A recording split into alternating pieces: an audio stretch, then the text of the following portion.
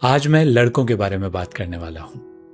हो सकता है इन बातों पर बहुत से लोग सहमति ना जताएं, लेकिन फिर भी यही कहूंगा कि अगर आप किसी लड़के के मैं ठीक हूं के पीछे की खामोशी कभी भी पढ़ पाए हैं तो शायद ये आप कविता समझ पाएंगे और आपको ये अच्छी भी लगेगी।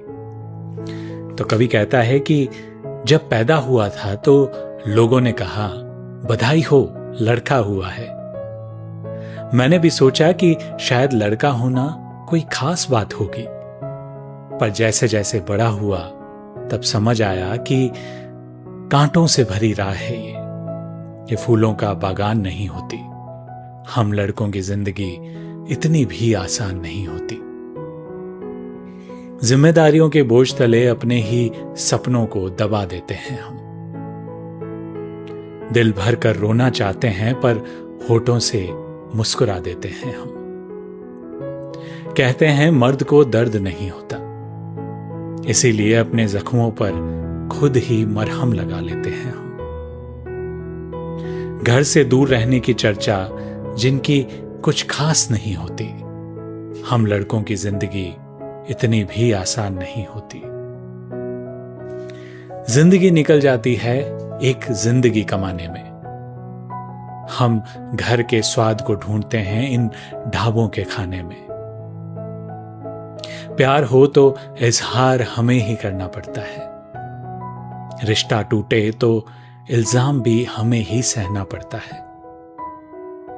हर लड़का एक जैसा हो ये भी कोई पहचान नहीं होती।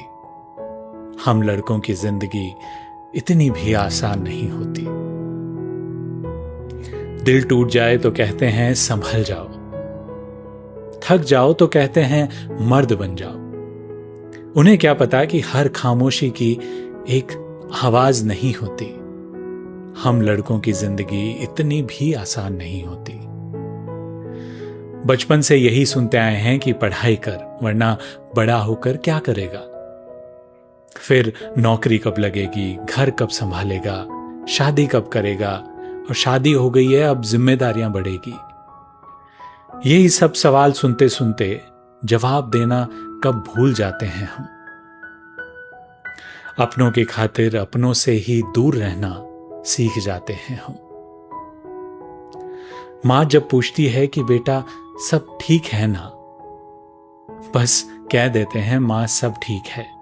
इससे मां परेशान नहीं होती।